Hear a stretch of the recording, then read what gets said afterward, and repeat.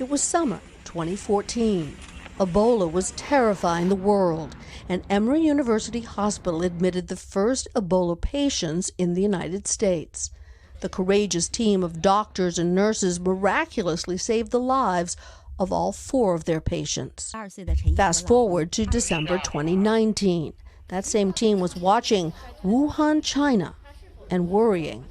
It became clear that this was something that couldn't be business as usual. Dr. Jonathan Lewin is CEO of Emory Healthcare. He says they went into high gear to be ready for the new enemy, COVID-19. It had to be a much more serious, much more coordinated response as a health system. The first step, preparing the staff.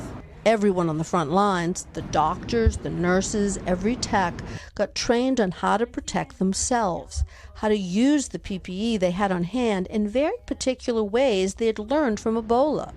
For example, you don't just take off your gloves, there's a safety protocol to it. Of course, they quickly realized they needed even more PPE, but getting it, especially face shields, was not so easy. Our chair of biomedical engineering said, hey, looks like it's going to be tough. Where are your biggest challenges? And we said, we're out of face shields. We can't get them. The Emory team knew from Ebola a face shield is better protection than a mask alone. So they got creative. Our biomedical engineers got right down to it, figured out how to design it. The rest of the engineering school over at Georgia Tech helped working on laser cutting the plastic, 3D printing the frames. By March 1st, Dr. Lewin felt his hospital was ready for battle. So on March 6th, when the first COVID-19 patient arrived, Emory was ready, he says. Since then, the hospital says it's treated over 600 COVID patients. Dr. Colleen Kraft is one of the courageous doctors who battled Ebola here at Emory. It's been a really packed day. And is now fighting COVID. Her first COVID patient was the hospital's first patient. I wanted to walk away. I had like an Ebola PTSD moment, for sure. But of course, she didn't. Her hospital was ready, she was ready, and thankfully, the patient recovered. The scale of this is so different than Ebola. I mean, Ebola containment worked, right? You just had to keep it in one place and never let it out.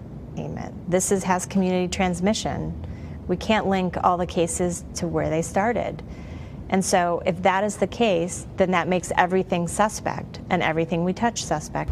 And yet, so far, the lessons from the deadly Ebola outbreak have served them well, helping them work ahead of the tidal wave, providing precious hope and expertise on the front lines.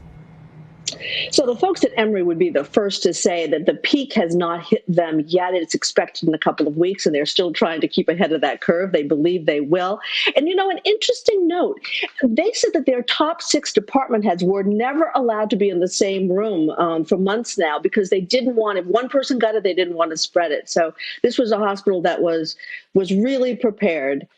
They said they also learned a lot from watching what was going on in Italy and in New York.